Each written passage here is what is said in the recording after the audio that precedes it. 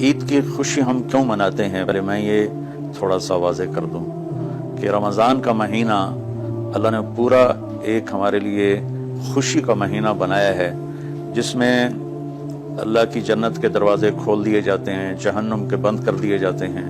شیطان قید کر دیے جاتے ہیں، جنت کو روزانہ سجایا جاتا ہے، اللہ کا عرش پہلے آسمان پہ آ جاتا ہے، اللہ کی طرف سے اعلان ہو رہا ہوتا ہے، کوئی بخشش چاہنے والا، کوئی حاجت مانگنے والا، فرض 70 فرضوں کے برابر ہو جاتا ہے اور نفل فرض کے برابر ہو جاتا ہے، اور نفل اور فرض کا فرق اتنا بڑا ہے کہ قیامت تک 2 رکعت نفل پڑھتا رہے تو فرض رکعت کے ایک سجدے کے برابر نہیں،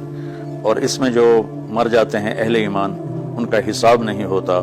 ان کو قبر میں منکر نکیر نہیں آتے، اللہ تعالیٰ ان کو معاف فرما دیتا ہے۔ اس طرح 29 دن رات یہ سلسلہ چلتا ہے، اور آخری رات پھر اللہ تعالیٰ اعلان فرماتے ہیں کہ میرے بندوں نے رات کو قیام کیا، یعنی تراویح کی نماز پڑھی، دن میں روزہ رکھا، تو میں نے اس پر ان سب کی بخشش فرما دی۔ تو اس خوشی میں پھر ہم سب مل کر اللہ کی بارگاہ میں شکرانے کے مل کر 2 نفل ادا کرتے ہیں اور اللہ کا شکر ادا کرتے ہیں کہ یا اللہ تیرا شکر ہے تو نے ہمارے گناہوں کو معاف فرمایا، جہنم کو ہم پہ حرام کیا، جنت کو ہم پہ واجب کیا۔ اصل تو عید کی خوشی کی یہ وجہ ہے۔ باقی جو اداسیاں ہیں، ڈپریشنیں ہیں، اس کی وجہ آپس کی محبتوں کا کم ہو جانا ہے،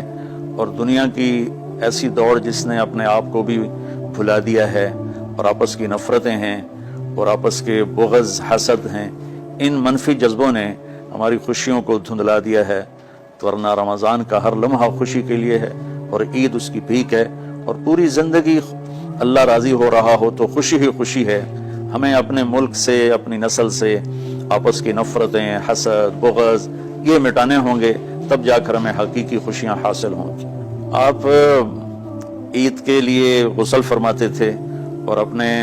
کپڑوں میں سے اچھے کپڑے منتخب فرماتے تھے، اور فجر کی نماز کے بعد آپ اشراق نہیں پڑھتے تھے اس دن، باقی آپ کی ساری زندگی کا معمول تھا کہ فجر کے بعد آپ اشراق پڑھتے تھے، لیکن اس دن آپ اشراق نہیں پڑھتے تھے، غسل فرما کے پھر کچھ کھا کے، کوئی میٹھی چیز، کھجور ہی عام طور پر ہوتی تھی، کھجور کھا کے پھر آپ عیدگاہ کی طرف تشریف لے جاتے تھے، اور پہلے نماز پڑھاتے تھے، پھر خطبہ ہوتا تھا، اور اس کے بعد جس راستے سے آپ جاتے تھے اس راستے کو چھوڑ کر پھر اور راستے سے گھر واپس آتے تھے، پھر وفود سے ملاقات کرتے تھے، سرداروں سے، صحابہ سے ملاقات کرتے تھے، اس میں کچھ کھانوں کا اہتمام بھی ہوتا تھا۔ اس طرح ایک عام روٹین کی عید ہوتی تھی آپ کی، ملاقاتیں کرنا، کھانوں میں جانا اور اچھے کپڑے پہننا، سب کو خوشی سے ملنا، یہ عید الفطر پر آپ کا یہ معمول تھا۔ اسلام جاوید بھائی 2 چیزوں کا مجموعہ ہے، ایک اللہ کا حق ہے جو عبادات کی شکل میں ہے، اور ایک اللہ کے بندوں کا حق ہے جو اخلاقیات اور معاملات اور معاشرت کی شکل میں ہے۔ یہ دونوں کمپلسری پیپر ہیں،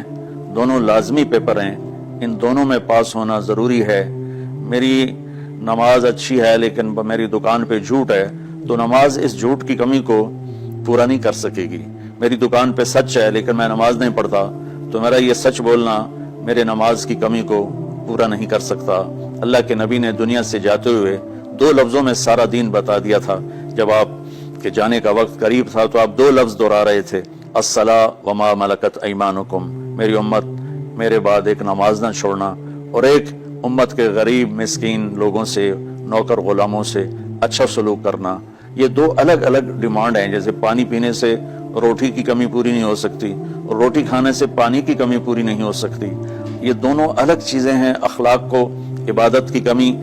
پر نہیں کر سکتی، اور عبادت کی کمی اخلاق کو اور اخلاق کی کمی کو عبادت پورا نہیں کر سکتی۔ ان دونوں چیزوں میں پاس ہونا ضروری ہے، تب جا کر ایک معتدل معاشرہ وجود میں آتا ہے۔ پوری امت اس چیز کا شکار ہے، چونکہ جب بددیانتی اور جھوٹ اور ظلم عام ہو جاتا ہے تو پھر اس میں پورا معاشرہ ہی گناہگار اور مجرم بن جاتا ہے، صرف حکمرانوں کی بات نہیں رہتی۔ یہ تو ایک سوال کا جواب موسیٰ علیہ السلام کو اللہ نے دیا کہ اللہ تعالیٰ سے انہوں نے پوچھا، یا اللہ جب آپ راضی ہوتے ہیں تو اس کی کیا نشانی ہے؟ تو اللہ تعالیٰ نے فرمایا کہ میں بارشیں موقع پر دیتا ہوں، حکومت سمجھداروں کو دیتا ہوں، پیسہ میں سخیوں کو دیتا ہوں۔ تو پھر انہوں نے پوچھا جب آپ ناراض ہوتے ہیں تو اس کی کیا نشانی ہے؟ تو آپ نے فرمایا، اللہ تعالیٰ نے فرمایا کہ بارشیں بے موقع کرتا ہوں، حکومت نااہلوں کو دیتا ہوں، اور پیسہ میں بخیلوں کو دیتا ہوں۔ تو جب معاشرے میں عمومی بگاڑ پیدا ہوتا ہے تو اس کا اثر پھر اس شکل میں ظاہر ہوتا ہے، کبھی کسی اور شکل میں ظاہر ہوتا ہے۔ اس چیز کے مجرم نہ صرف حکمران ہیں، نہ صرف بخیل لوگ ہیں، بلکہ تمام طبقات امت کی اجتماعی کوتاہی میں یہ حالات اللہ کی طرف سے پیدا ہوتے ہیں۔ اس میں ہم سارے ہی ایک دوسرے کو مجرم ٹھہرانے کی بجائے اپنے اپنے گریبانوں میں جھانک کر دیکھیں کہ تجھے کیوں فکر ہے اے گل دلے صد چاک بلبل کی، تو اپنے پیرہن کے چاک تو پہلے رفو کر لے، وفی انفسکم افلا تبصرون۔ ہر آدمی اپنے عیب دیکھے، اپنی کمیاں دیکھے اور انہیں دور کرنے کی وہ کوشش کرے، تو پھر ایک خوبصورت معاشرہ تشکیل پا سکتا ہے۔ کہ میں اس عید کے خوشی کے موقع پر اپنی قوم سے ہاتھ جوڑ کے اپیل کروں گا کہ جھوٹ بولنا چھوڑ دیں، دھوکہ دینا چھوڑ دیں اور ظلم کرنا چھوڑ دیں۔ مذہبی نفرت نے ہمیں تباہ کر دیا، سیاسی نفرت نے ہمیں تباہ کر دیا، صوبائی قومی نفرت نے ہمیں تباہ کر دیا، آپس کی رنجشوں کی نفرت نے ہمیں تباہ کر دیا۔ میں ساری قوم کے سامنے جھولی پھیلا کر چاروں صوبوں کے رہنے والوں